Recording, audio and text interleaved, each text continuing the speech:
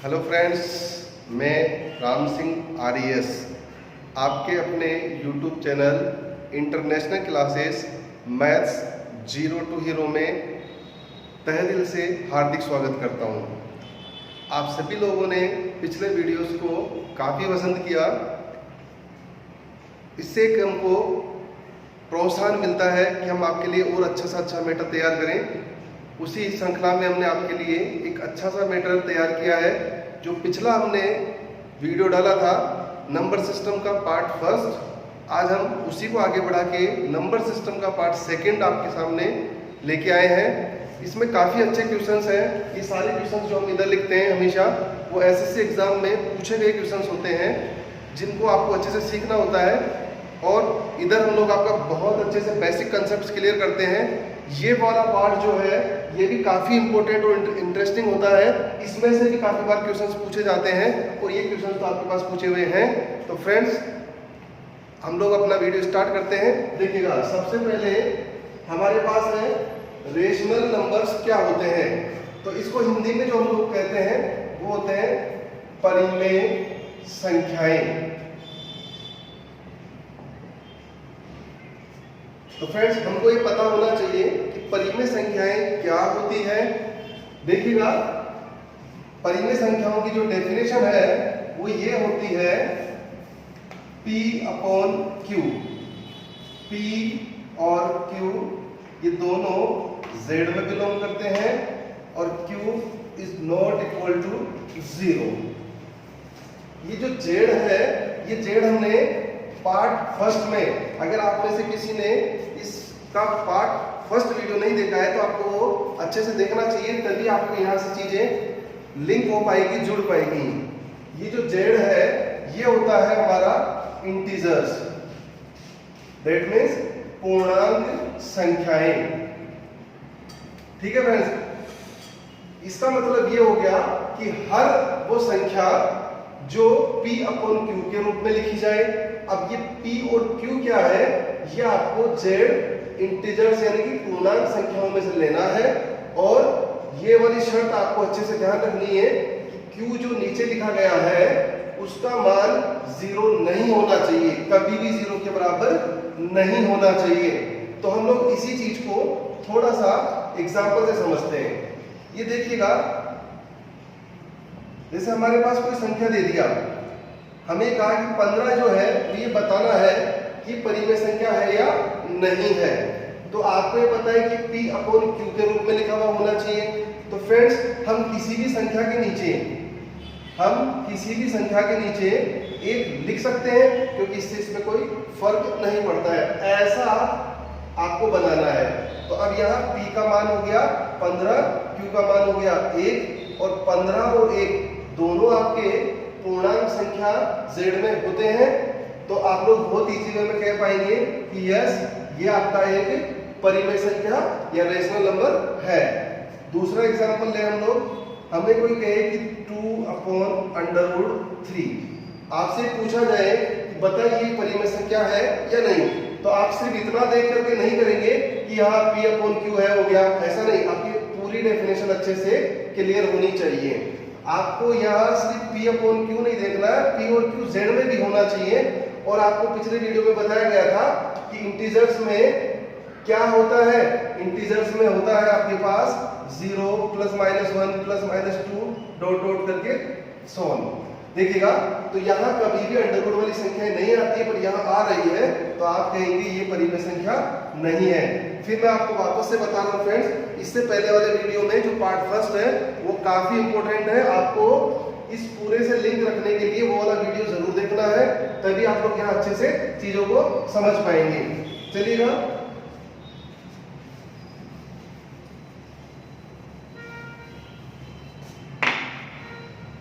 हमसे कोई पूछ ले कि बताइए 2.35 ये परिमेय संख्या है या फिर नहीं है। तो फ्रेंड्स, यहाँ हम लोग 2.35 में से अगर पॉइंट हटाते हैं तो हमेशा जब भी आप डेसिमल रखाएंगे तो नीचे 1 होगा, और जितने इसके आगे डिजिट होंगे उतने क्या होंगे, 0 होंगे। तो अब आपके पास ये P हो गया, 235 और ये 100, तो P अपॉन Q, और ये दोनों के दोनों आपको Z में मिल जाएंगे। तो ये संख्या आपकी क्या हो गई? परिमेय संख्या। तो आप दशमलव को देख करके ऐसा नहीं कह देंगे कि हाँ ये परिमेय है या नहीं है, आपको थोड़ा सा कॉमन सेंस लगाना होगा। ये बेसिक कंसेप्ट क्लियर होगा तो आप इजी वे में कर पाएंगे। अब देखिएगा, ऐसा ही हम लोग कुछ और भी दे, 2.357 ... अगर आपसे ये पूछा जाए कि ये परिमेय संख्या है या नहीं है, तो सिर्फ पिछले वाले एग्जाम्पल को देखकर ये नहीं सोचेंगे कि हाँ डॉट दिख गया, दशमलव दिख गया, हो गया परिमेय संख्या। नहीं, आप वापस से इसको देखकर करने की कोशिश करो। जैसे आप पॉइंट उठाएंगे तो उसका तो 1 हो जाएगा, और जितने डिजिट है उतने 0 लगाएंगे। तो आप मुझे बता सकते हैं क्या कितने डिजिट है? आप नहीं बता सकते हैं कि कितने डिजिट है। क्यों? 357 ये केवल 3 डिजिट ही नहीं है, आगे डॉट डॉट का मतलब है कि और भी बहुत सारे हैं। तो जब आपको पता ही नहीं चल पा रहा है तो आप लिख भी नहीं पाएंगे, तो आप ये कहेंगे कि नहीं, ये परिमेय संख्या नहीं है। समझ पा रहे होंगे अच्छे से? तो अगला देखिएगा, एक और लिखते हैं हम लोग, 2353535 ... अब आपसे ये पूछा जाए कि बताइए कि ये रेशनल नंबर है या नहीं है, तो आपको मैं बताता हूं कि दशमलव के बाद में अगर अलग अलग डिजिट आती है तब तो आप कुछ नहीं कर सकते, जैसे इससे पहले वाले एग्जांपल में मैंने क्लियर किया। लेकिन अगर दशमलव के बाद में संख्या रिपीट हो रही है बार बार, तो जब बार बार रिपीट हो रही है तो उसको आपको सिर्फ एक ही बार लिखना है, 35353535, और उसके ऊपर आप लोग बार बार से याद रखें कि बार लगा देना है।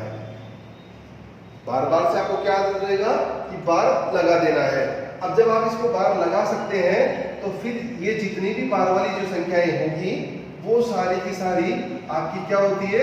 रेशनल नंबर होती है। ठीक है फ्रेंड्स, आप ये कहेंगे कैसे होती है, तो हम नेक्स्ट वीडियो में इस बार से रिलेटेड, क्योंकि ये एक अच्छा और काफी इंटरेस्टिंग चैप्टर है, तो हम ये पूरा का पूरा आपके पास क्लियर करेंगे। अभी हमको सिर्फ ये सीखना था कि रेशनल नंबर क्या क्या हो सकता है। तो उम्मीद करता हूं कि ये अब आपका पूरा बेसिक कंसेप्ट, इसी पे आधारित काफी क्वेश्चंस पूछे जाते हैं, तो आप लोग इस कंसेप्ट को अच्छे से क्लियर करिएगा। इसमें 3-4 टाइप के मैंने आपको क्वेश्चन समझा दिए हैं, वो क्वेश्चन तो आप करेंगे, वो तो आए हुए हैं। तो मैं सारे क्वेश्चन इस बोर्ड के एक साथ नहीं लिख पाता हूं, इसलिए मैं बेसिक कंसेप्ट में ही आए हुए क्वेश्चंस को लेकर के आपको कंसेप्ट को क्लियर कर देता हूं। ठीक है, तो ये हमारा रेशनल नंबर का कंसेप्ट पूरी तरह से क्लियर हुआ फ्रेंड्स। अब आते हैं इसके बाद में हमारे पास इर्रेशनल नंबर। इसको हिंदी में हम लोग बोलते हैं अपरिमेय संख्याएं। ठीक है फ्रेंड्स, इसको हम लोग बहुत ज्यादा अच्छे से कैसे कर सकते हैं, इससे जो पीछे वाला था रेशनल नंबर, अगर हमको बहुत अच्छे से आता है तो हम बता सकते हैं रेशनल नंबर है, और अगर वो रेशनल नंबर नहीं है तो उसको क्या कहेंगे? Irrational number. इसका मतलब आप एक को अच्छे से क्लियर कर लिए तो दूसरा आप अच्छे से कर पाए ना। आपको क्या देखना आना चाहिए? रेशनल नंबर मतलब परिमेय संख्या। तो अभी थोड़ी देर पहले हम बोल रहे थे ना ये परिमेय संख्या है, ये नहीं है, जो नहीं है वही क्या होती है? अपरिमेय संख्या। जैसे एग्जांपल में एक ले लेता हूं, आपसे कहा मैंने √7/2, तो P अपॉन Q, पर ये P और Q Z में बिलोंग होना चाहिए ना, ये तो Z में मैच होता ही नहीं है, तो आप कहोगे परिमेय नहीं है, इसका मतलब ये क्या है? अपरिमेय। ठीक है फ्रेंड्स, ये भी आपका टॉपिक क्लियर हो गया है, इर्रेशनल नंबर क्या होता है। इसके बाद में है आपका रियल नंबर्स। रियल नंबर्स को हम हिंदी में बोलते हैं वास्तविक संख्याएं। अब तक फ्रेंड्स जो भी आपने शुरू से लेकर आज दिन तक जितनी भी संख्याएं देखी हैं, चाहे वो P अपॉन Q में हो, नेचुरल नंबर हो, होल नंबर्स हो, इंटीजर्स हो, जो भी आपने अब तक देखा है, अंडर रूट वगैरह जो भी आपने देखा है, वो सब मिलाकर के आपका बनता है रियल नंबर। और इसकी डेफिनेशन में कहा जाता है कि -∞ से +∞। अनंत का मतलब आप कहीं तक भी चले जाओ, जो भी आपको कुछ भी मिलता है आज दिन तक जो भी आपको मिल चुका है, वो सब क्या होता है? आपका रियल नंबर्स होता है। मतलब हमने पिछले वीडियो में पढ़ा है, इस वीडियो में पढ़ा है, तो आप उन दोनों को अच्छे से मिला करके सबको यहां ला करके लिख देंगे तो वो क्या कहलाता है, रियल नंबर्स। तो ऐसे लगता है कि ये इन सब से बड़ा सेट है। तो कभी कभी तो आपसे ये भी पूछ लेता है 4 ऑप्शन देख करके कि इनमें से बड़े वाला सेट छांटिए, तो आप इसी वे में समझ पाएंगे कौन किससे बड़ा होता है दोनों वीडियोस को कंपेयर करने के बाद। तो ये रियल नंबर की डेफिनेशन हो गई, वास्तविक संख्याएं क्या होती है। कोई ये कहे आपसे कि सबसे बड़ा जो समुच्चय है या सेट है वो कौन सा है, ऑप्शन में दे देगा आपसे नेचुरल नंबर, फिर आपसे दे सकता है रेशनल नंबर्स, आपसे दे सकता है रियल नंबर्स, और आपको दे सकता है और भी कुछ। तो आपको में सब में कंपेयर करना कैसे आएगा, आप पहले और दूसरे वीडियो में देखोगे कि मैंने आपको सिस्टम से समझाया है बढ़ते क्रम में। तो यहां आपको देखिएगा रियल नंबर्स, जैसे मान लीजिए आपको लिखा गया पहले ऑप्शन में प्राकृत संख्या, दूसरे ऑप्शन में मान लो आपसे लिख दिया गया परिमेय संख्या, तीसरे ऑप्शन में आपसे लिख दिया गया पूर्ण संख्या, और चौथे ऑप्शन में आपसे लिख दिया गया वास्तविक संख्या। और आपसे पूछ लिया कि बताइए इनमें सबसे बड़े वाला सेट छांटिए, तो आपको पता है प्राकृत संख्या नेचुरल नंबर, पूर्ण संख्या आपको मैंने बताया था होल नंबर्स में 0 हो जाता है। इट मींस ये वाला सेट इससे बड़ा है, सबसे बड़ा है या नहीं, तो अभी देखेंगे हम लोग। परिमेय संख्या, परिमेय संख्या में P अपॉन Q, P और Q सब किस में से ले सकते हैं, Z में से। इसका मतलब Z में क्या होता है, इसमें तो माइनस वाला भी होता है प्लस वाला भी होता है, तो इससे भी बड़ा ये वाला हो गया। और ये हुआ रियल नंबर्स माइनस इन्फिनिटी से प्लस इन्फिनिटी, इसका मतलब इन सब में देखा जाए तो सबसे छोटा ये हुआ, इससे बड़ा ये हुआ, इससे बड़ा ये वाला हुआ, और सबसे बड़ा ये वाला हुआ। तो आपका आंसर कौन सा हो गया, ये वाला। कभी कभी सबसे छोटा भी पूछ सकता है आपसे, तब आंसर कौन सा होगा, ये वाला। ठीक है फ्रेंड्स, ये आपका रियल नंबर्स का हुआ। इसके बाद में ये जो मैं आपको क्वेश्चंस बता रहा हूँ बेसिक कंसेप्ट में, ये सारे क्वेश्चंस मैं वहीं से लेता हूँ जो अलग अलग एग्जाम्स में आए हुए हैं। अब देखिएगा आपके पास लास्ट आता है कॉम्प्लेक्स नंबर, इसको आप लोग हिंदी में बोलते हैं काल्पनिक संख्याएं या फिर सम्मिश्र संख्याएं। ये आपका इसका हिंदी में मीनिंग हुआ कॉम्प्लेक्स नंबर का।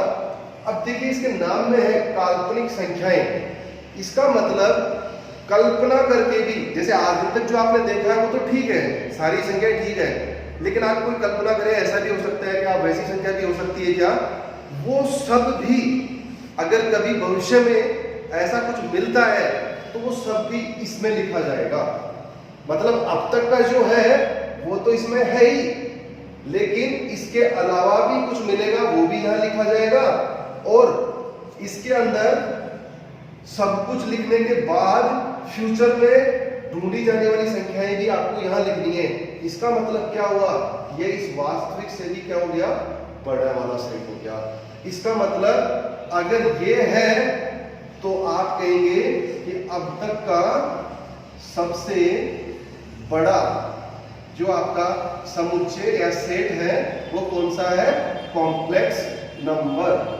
मतलब लार्जेस्ट सेट कौन सा हुआ, आपका लार्जेस्ट सेट हुआ कॉम्प्लेक्स नंबर। अब आते हैं कि इसमें संख्याएं किस तरह की होती है। मैंने क्या कहा, जितनी भी संख्याएं हैं वो सारी संख्याएं क्या होती है, कॉम्प्लेक्स नंबर में आ जाती है, और जो नहीं है वो भी इसमें आ जाती है। ठीक है, अब इसका कैसा क्या प्रारूप होता है वो समझिएगा।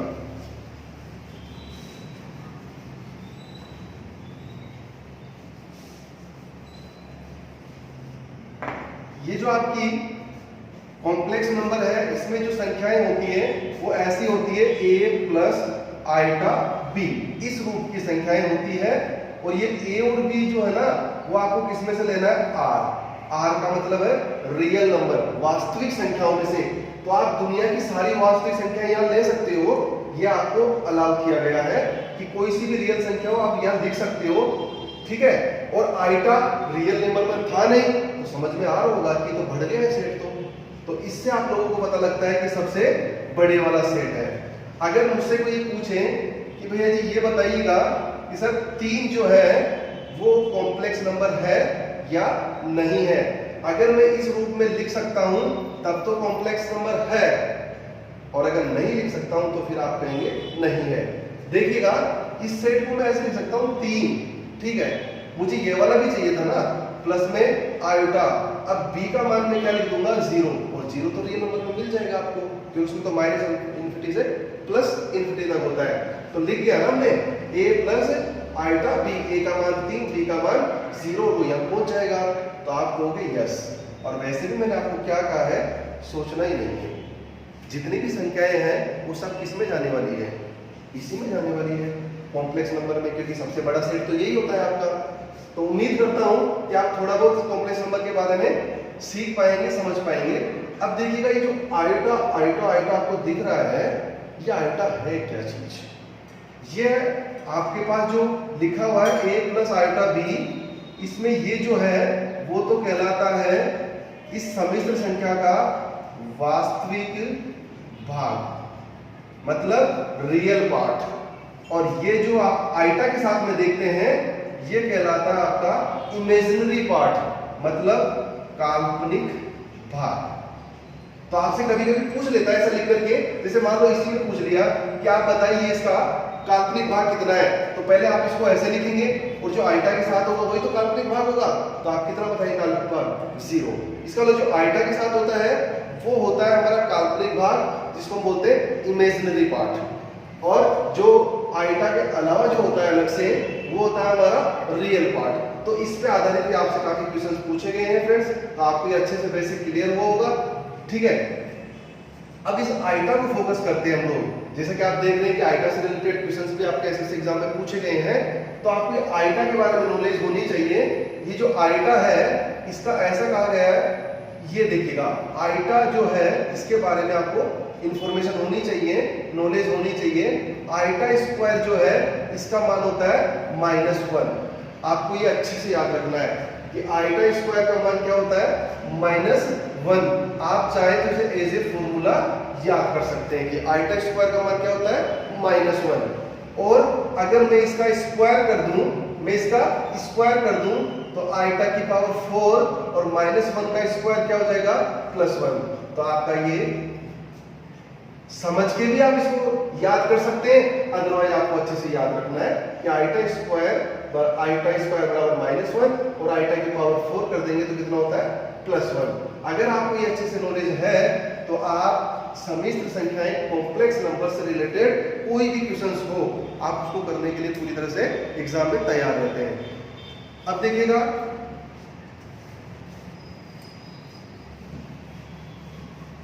जैसे अभी आइटा वाला जो क्वेश्चन है, जैसे ये देखा आपके पास क्वेश्चन, तो हम लोग इसको अभी यही सोल्व कर देते हैं ताकि आपको अच्छे से वो समझ में भी आ जाएगा। आइटा की पावर कितना है, 50, और आपको इसका मान बताना है। अभी मैंने आपसे कहा था आइटा स्क्वायर इज -1, आइटा 4 क्या होता है, +1।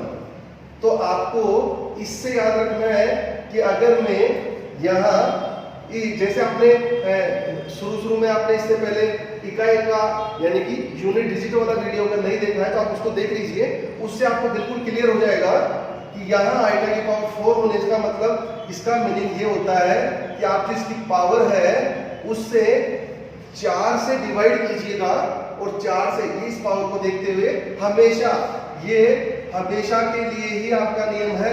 ऐसा नहीं है कि आज इसको देखकर कुछ हो रहा है, ये आपके जो फॉर्मूले हैं ये फिक्स रहेंगे, और जिससे 1 आता है उसी से हमेशा डिवाइड किया जाता है। तो आपको इसको हमेशा किससे डिवाइड करना है, 4 से, और क्या निकालना है, रिमाइंडर, मतलब शेषफल क्या बच रहा है। तो हमने इकाई वाले जो वीडियो है उसमें भी तो यही किया था कि पावर में 4 से डिवाइड करके क्या किया था, रिमाइंडर। तो आप लोग पिछले वाले वीडियो अगर किसी ने नहीं देखे तो उसको अच्छे से देखेंगे तो मैं जो बोल रहा हूँ, जो मैं कह रहा हूँ ना, वो आप लोग बहुत अच्छे से समझ पाएंगे।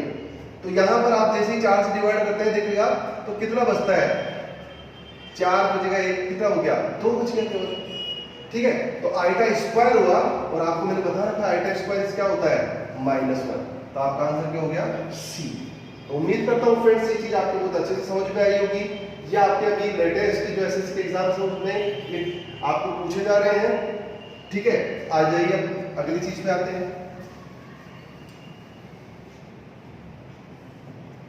अगला है आपका ऑपरेशन ऑन नेचुरल नंबर।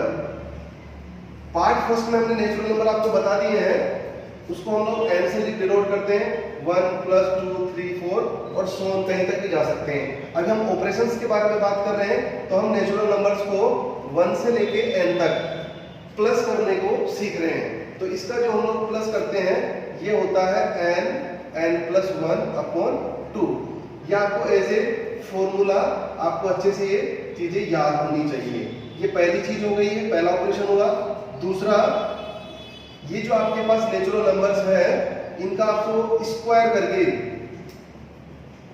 और फिर आपको इसको क्या करना है, ऐड करने का फॉर्मूला आपको पता होना चाहिए कि जब नेचुरल नंबर्स को स्क्वायर करके आपको जोड़ना हो, ऐड करना हो, तो क्या फॉर्मूला होता है, n+1 2n+1/6।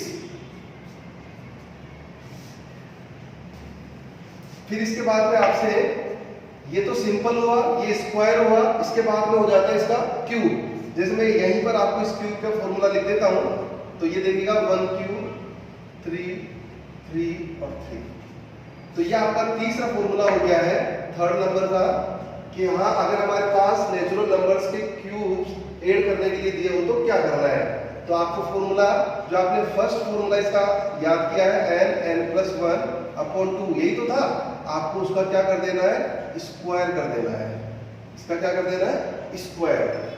n+1/2 उसका आपको क्या कर देना था, स्क्वायर कर देना था। तो ये आपके तीनों सिंपल स्क्वायर और क्यूब को जोड़ने के फॉर्मूले हो गए। अब देखिएगा फ्रेंड्स, कभी कभी क्या होता है, ये जो हमने तीनों फॉर्मूले लिखे हैं इनमें सबसे जो इंपॉर्टेंट, जो सबसे अच्छी चीज है वो आपको अच्छे से ध्यान रखनी है कि ये सभी लोग जितने भी तीनों फॉर्मूले हैं इनकी शर्त, कंडीशंस है कि जब आप एक से स्टार्ट करेंगे तभी आप इन फॉर्मूलों का यूज कर सकते हैं, अदरवाइज आप इनका फॉर्मूलों का यूज नहीं कर सकते हैं। जैसे मान लीजिए हम लोग एक छोटा सा क्वेश्चन ले लें, जैसे मान लीजिए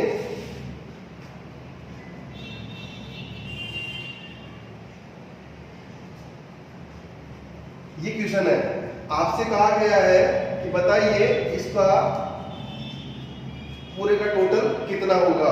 अब आप लोग ऐसा नहीं कि डायरेक्ट आपकी मर्जी है और आपने फॉर्मूला अप्लाई कर दिया, ये कंडीशन ध्यान रखिए, एक से स्टार्ट होना चाहिए, स्क्वायर है ठीक है, नेचुरल नंबर है पर एक से तो नहीं है ना।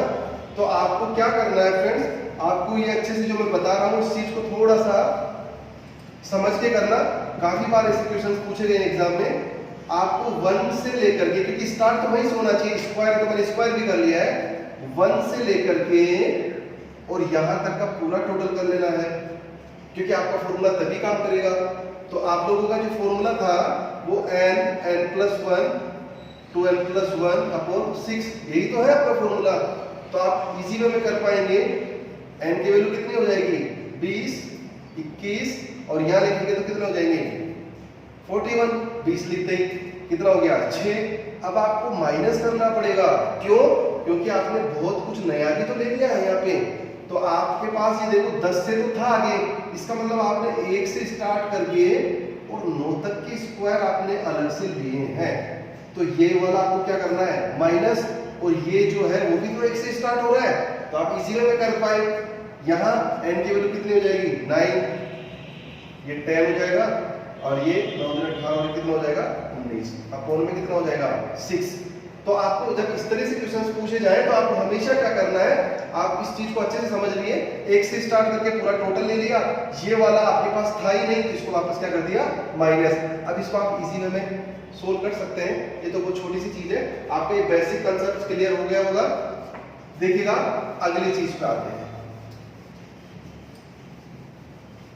अभी हमने जो फॉर्मूले पढ़े हैं तीनों, उन तीनों फॉर्मूलों में हमने 1 से स्टार्ट किया था, पर ये जो मैं आगे के दो नेचुरल नंबर्स ही हैं, लेकिन इन पे मैं जो लिख रहा हूं उसमें देखना डिफरेंस क्या मिलता है आपको।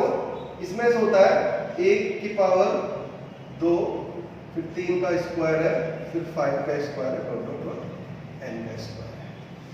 समझ पाए फ्रेंड्स, यहां आप नेचुरल नंबर्स नहीं कह सकते हैं, ये जो आपके पास है ओड नंबर का स्क्वायर है। तो आपको ये फॉर्मूला, वो जो तीनों थे वो तो नेचुरल नंबर पे थे सारे के सारे, और ये किस पे है, ये आपके ओड पे है, ऐसे ही इवन पे भी होता है। समझ पा रहे होंगे? ओड का मतलब विषम संख्याओं का वर्ग, इवन का मतलब सम संख्याओं का वर्ग। ऐसा भी काफी बार एग्जाम में बहुत अच्छे से आपसे पूछा गया है।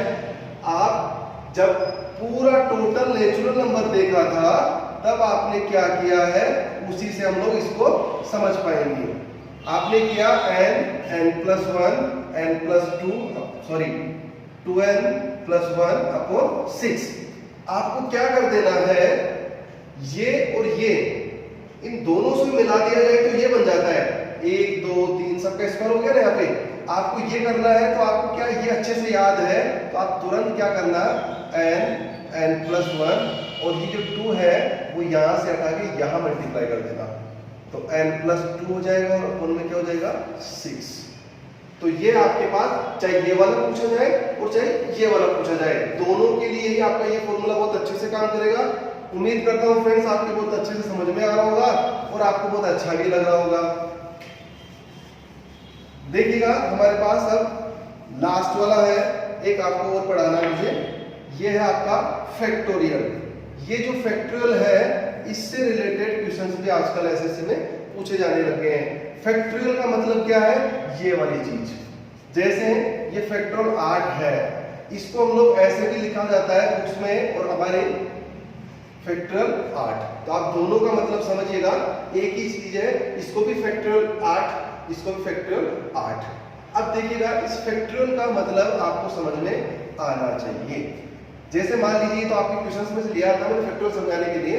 जैसे मान लीजिए आपके पास आ गया फैक्टोरियल 15, इसका मीनिंग क्या है आपको ये समझना है। इसका मीनिंग ये है कि आपको 1 से लेकर के और 15 तक का क्या है, सब मल्टीप्लाई करना है। एक मीनिंग तो ये होता है इसका। दूसरा मीनिंग क्या है वो भी समझ लिया आप अच्छी से। फैक्टोरियल 15 है, अगर आप इसमें से 15 बाहर ले लेते हैं तो अंदर 1 कम हो जाता है, कितना हो गया 14। फिर जब 14 बाहर ले लेंगे तो अंदर 1 कम हो जाएगा तो 13 हो जाएगा। तो इसको हम लोग जनरल फॉर्म में भी लिख सकते हैं। वो जनरल फॉर्म हमारी क्या है, फैक्टोरियल n। इसका मतलब अगर आप n को बाहर ले लेते हैं तो अंदर 1 कम हो जाता है, तो n-1। ये पहला।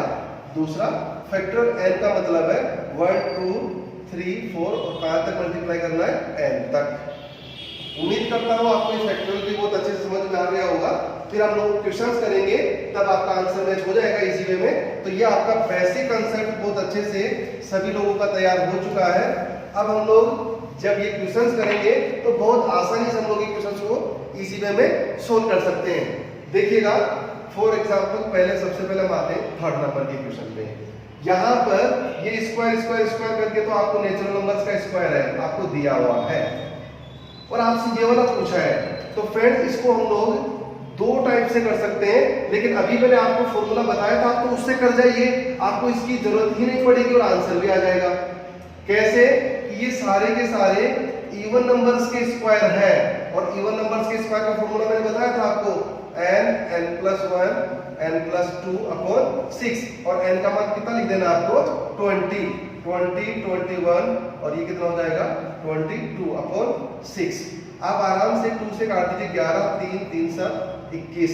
ये कितना हो गया, आप जैसे मल्टीप्लाई करेंगे तो ये तो 140 हो गया, और ये 11, ये 0, ये 4 हुआ और ये 5। कितना आंसर हो गया 1540। ठीक है, तो आप बहुत इजी वे में बहुत आसानी से इसका आंसर निकाल पाए। अब देखिएगा इसी से रिलेटेड एक क्वेश्चन और है, ये रहा क्वेश्चन नंबर 5। ये स्क्वायर में था और ये क्यूब में है फ्रेंड्स। स्क्वायर वाले का तो हमारे पास इवन नंबर का और ओड नंबर का फॉर्मूला है, पर इसका तो हमारे पास फॉर्मूला नहीं होता है ना, तो इसमें हमारे पास ये जो दिया हुआ है ये काम में लेना ही होगा। तो देखिएगा ये कैसे सोल्व करते हैं हम लोग। 2 की पावर 3 है, फिर 4 की पावर 3, 6 की पावर 3 और डॉट डॉट डॉट 10 की पावर 3, सॉरी ये है आपके पास, क्योंकि आपसे हमसे ये पूछा गया था, ये तो हमको दिया हुआ है, गिवन है, इसकी वैल्यू तो हमको यूज कर सकते हैं, ठीक है। अब यहाँ देखिएगा, यहाँ हमारे पास पावर 3 है, तो ओड इवन की पावर 3 वाला कोई फॉर्मूला मैंने आपको नहीं समझाया है और आपको अलग से रटने के नहीं है। हमको वही फॉर्मूले अच्छे से याद रखने हैं जो हमारे लिए यूजफुल हो। हार्मफुल और नुकसानदायक को क्या करेंगे उनको याद करके। तो यहाँ जो ये है, आप इसको ऐसे लिख लीजिएगा 2 into 1। आप कहोगे सर 2 into 1 क्यों लिखा है, जो दिया हुआ उसमें 1 है ना, इसलिए लिखा है। इसको लिखेंगे 2 into 2, क्यों, क्योंकि अगले में 2 चाहिए। फिर इससे इस वाले को लिखेंगे हम लोग 2 into 3, क्यों लिख रहे हैं, क्योंकि 3 चाहिए। और लास्ट में जो 20 है यानी कि 20 है, उसको 10 बनाना है, तो हम लोग कहेंगे 2 into 10।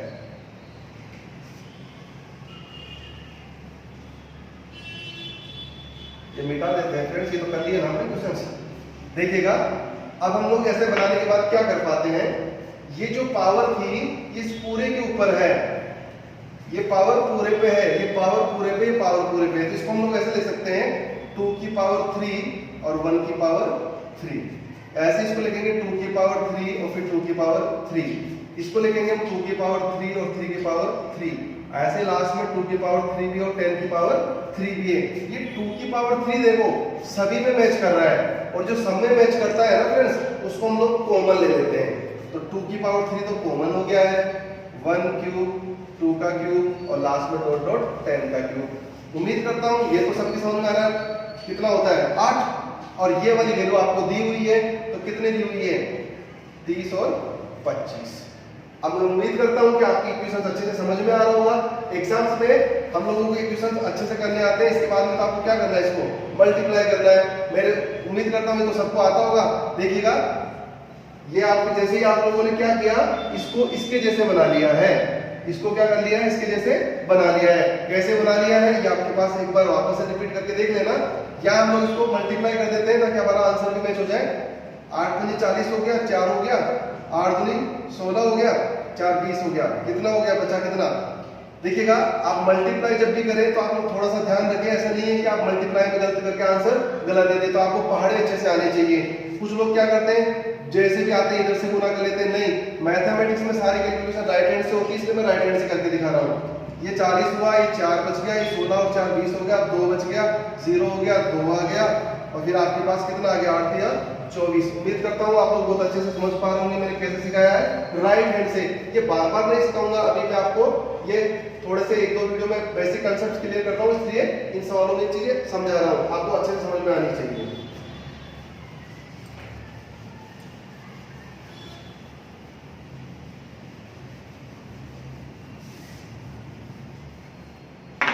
आप जब बेसिक कंसेप्ट्स को अच्छे से सीख जाएंगे फ्रेंड्स, तो आप इन सवालों में बिल्कुल भी आप कहीं पर आपको टाइम नहीं लगाना है।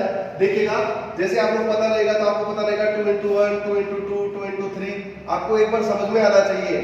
उसके बाद में आप कहेंगे 2 की पावर 3 यानी कि 8 बार हो गया, और ये सबको दिख ही रहा है, बार बार लिखना थोड़ी है, तो आप तुरंत कहेंगे 30 25 और उसका मल्टीप्लाई किया और आंसर हो गया। आ जाइए अपने अगले क्वेश्चन पे।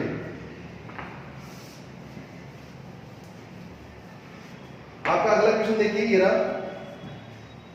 इसमें आप देखिएगा 1 का स्क्वायर माइनस 2 का स्क्वायर, 3 का स्क्वायर माइनस 4 का स्क्वायर, काफी बच्चों ने इसके आंसर निकाल भी लिए होंगे क्वेश्चंस के, जैसे मैंने बेसिक कांसेप्ट क्लियर कर दिया। तो आपको ये देखना है कि स्पीड किसकी अच्छी आ रही है। आप अगर इसी स्पीड से निकाल रहे हैं तो बहुत अच्छा है। मैं इसको क्या करूंगा, देखते ही मैं ऐसे कहूंगा कि जो प्लस वाली संख्या है वो टिक कर लो।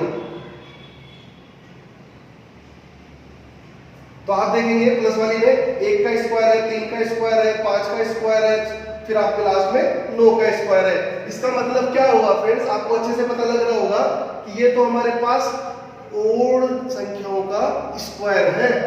ओड संख्याओं का स्क्वायर 1 से स्टार्ट है, तो फॉर्मूला आपको पता है, तो आप तुरंत कहोगे लास्ट में कितना आ रहा है। देखिएगा 1 का स्क्वायर है, फिर 3 का स्क्वायर है, फिर आपका 5 का स्क्वायर है, और फिर लास्ट में कितने का है 9 का स्क्वायर है। ये तो आपके प्लस वाले थे, और माइनस वाले थे वो कितना था, 2 का स्क्वायर हुआ, 4 का स्क्वायर हुआ, 6 का स्क्वायर हुआ, और फिर आपके पास लास्ट में किसका स्क्वायर हुआ 10 का स्क्वायर। कुछ लोग ये सोचते हैं कि सर इनके माइनस कहाँ चले गए, इन सब के पास माइनस था। मैंने कहा था जो सबके पास होता है वो कॉमन होता है, तो माइनस कहाँ हो गया, बाहर हो गया। अब आप लोग क्या लगा दें, फॉर्मूला लगा दें। ये तो आपके पास विषम संख्या का स्क्वायर, ये सम संख्या का स्क्वायर। क्या था फॉर्मूला, n+1 n+2 2/6 यही तो था। n का मान 9 लिख रहा है, 9 10 और कितना हो जाएगा 11/6। इसमें कितना लिखा है 10 लिखना है, तो 10 11 और 12/6। आप अच्छे से कर पाएंगे। ये 3 हो गया, ये 2 हो गया और ये 5। इसको मल्टीप्लाई करेंगे, ये 15 हो जाएगा। तो आप फ्रेंड देखिएगा 15 और ये कितना हो गया 16 हो गया। यहाँ करेंगे तो ये 2 से कट जाएगा, ये कितना हो गया 22 और ये 0। आप 165 में से 220 घटाएंगे तो ऐसा लगता है घटेगा नहीं। जब आप छोटी संख्या में से बड़ी संख्या माइनस करना हो तो आंसर माइनस में आता है। हमेशा घटता तो बड़ी संख्या में से छोटी कोई है, लेकिन आपको ये ध्यान रखना है कि पहले बड़ी है तो छोटी आसानी से घट जाती है, और अगर पहले छोटी संख्या है आपको बड़ी घटानी तो आंसर कहाँ में आएगा माइनस में। अब आप इसमें से इसको क्या कर दीजिएगा माइनस कर दीजिएगा। 220 उसमें से कितना कर रहे हो 165। ये सिर्फ इसलिए बता रहा हूँ कि आप एक बार समझ जाए कि आप बड़ी में से छोटी घटाते हैं, इधर से कभी नहीं घटा पाएंगे आप लोग। छोटी में से बड़ी घटाने का मतलब है माइनस आएगा, और घटाना किसमें से बड़ी वाली में से घटाते हैं। तो कितना हो गया 10 में से 5 गया 5 हो गया, 11 में से गया तो 5 माइनस का 55। तो आपका आंसर ये हो गया। उम्मीद करता हूँ आपको सभी चीजें अच्छे से समझ में आ गई होगी। अब ये क्वेश्चन आपके लिए है, आप इसको अच्छे से कर सकते हैं। क्या पूछा है 1 से 100 तक को आपको ऐड करना है, 8 से विभाजित करना है और शेष बताना है। तो पहले ऐड कर लेंगे हमारे नेचुरल नंबर फॉर्मूले से, 8 से विभाजित करके आप बताएंगे इसका शेष कितना बच रहा है। आप ये चीज मेरे को कमेंट्स बॉक्स में कमेंट्स करके बताएंगे कि इसका आंसर कितना आ रहा है। यहाँ कोई क्वेश्चन बचा थोड़ी है, हमारे पास एक क्वेश्चन बचा हुआ है जो मैं आपको बता देता हूँ। कौन सा बचा हुआ है फैक्टोरियल वाला। ठीक है फ्रेंड्स, तो देखिएगा फैक्टोरियल वाले क्वेश्चंस में क्या करना है आपको, बहुत इजी है, ज्यादा नहीं दिमाग लगाना है। देखिएगा अभी मैंने आपको बताया था फैक्टोरियल n का मतलब क्या हुआ n और फैक्टोरियल n-1, या फैक्टोरियल n का मतलब होता है 1 to n तक आपको मल्टीप्लाई करना होता है। तो जैसे ही मैंने आंसर देखा कि इन सब में तो आंसर फैक्टोरियल में ही है, तो देखिएगा क्या है, ये जो 8 है इसमें से मैंने 8 ले लूंगा तो कितना बचेगा अंदर 7, और जब मैं 7 भी ले लूंगा तो अंदर कितना बचेगा 6। सबको एक जैसा बना लो ना मैं, फिर माइनस यहाँ कितना है 7, तो अंदर कितना बचेगा 6। सभी जगह 6 बना रहे हैं भाई, बड़ी संख्या है उसको कम कर करके हम छोटी बना सकते हैं, छोटी को बड़ी नहीं बना सकते। ये देखिएगा इसमें से बाहर लेते हैं छोटी बनती है, अंदर एक कम होता चला जाता है। तो हम लोग क्या करेंगे, ठीक है यहाँ तक हो गया, माइनस का फैक्टोरियल 6 हो गया, यहाँ भी फैक्टोरियल 6, यहाँ भी फैक्टोरियल 6, यहाँ भी फैक्टोरियल 6, वो क्या आ गया कॉमन हो गया। ये कितना हो गया आपके पास 56 हो गया, ये 7 हो गया और यहाँ 1। जब कॉमन लेते हैं कुछ नहीं बचता है तो वहाँ कितना बचता है 1 बचता है। अब आप उम्मीद करता हूँ अच्छे से समझ पा रहे हो इस चीज को। कितना बच गया 48, तो आपका आंसर हो गया 48 और फैक्टोरियल 6। कितना आंसर हुआ 48 और फैक्टोरियल 6। आप लोग इसी आधार पर आप क्वेश्चंस को करिए, इस बेसिक कंसेप्ट को और इन सवालों को आप अच्छे से बार बार इस वीडियो को देख करके एक बार क्लियर कर लीजिए, ताकि हम लोग अगले वीडियो में जाए। इसका पार्ट 3 होगा तो उसमें भी आपके अच्छे से क्वेश्चंस आएंगे। आप लोगों ने अब तक बहुत सारा इस वीडियो को, इस चैनल को इतना सारा प्यार दिया है, उसके लिए आप लोगों को बहुत बहुत धन्यवाद। और आप आगे भी अपने इसी तरीके से अपना प्यार और अपना इस वीडियो को लाइक, सब्सक्राइब और कमेंट्स करते रहें, शेयर करते रहें, ताकि ज़्यादा से ज़्यादा लोगों को इस चीज़ का फायदा मिल सके। जय हिंद, जय भारत।